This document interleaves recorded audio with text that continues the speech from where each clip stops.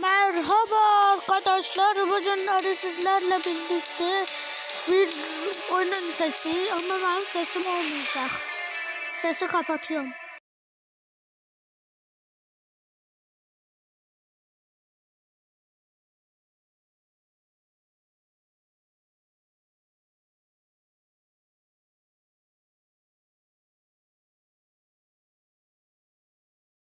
Arkadaşlar arada sırada böyle konuşacağım.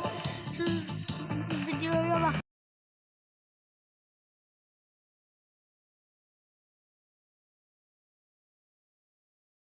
Gördüğünüz gibi bir sürü birbirinden farklı karakterlerim var. Şimdi burada olmayan karakterlerden size bir bahsedeceğim.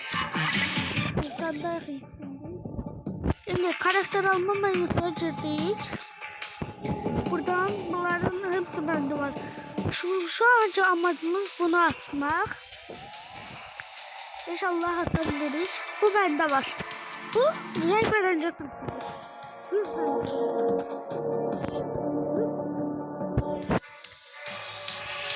En yaşlısı bunların arasından bu. Ama şimdilik ben buyum. Gördüğünüz gibi karakterler seçin. Arabam seçeyle önümden seçin. Sonra yine geldik buraya arkadaşlar. Şimdi bakın.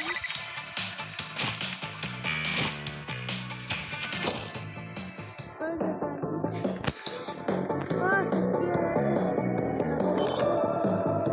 Şimdi arkadaşlar bu karakter daha çok diyorum.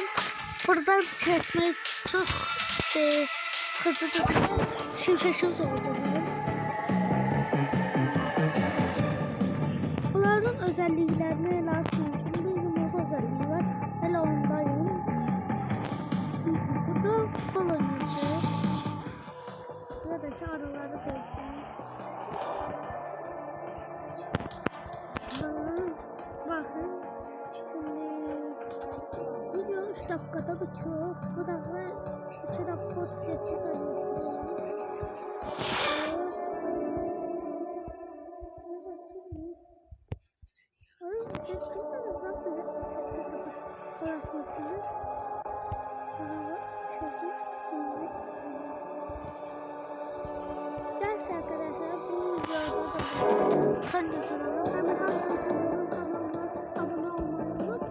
Görüşürüz.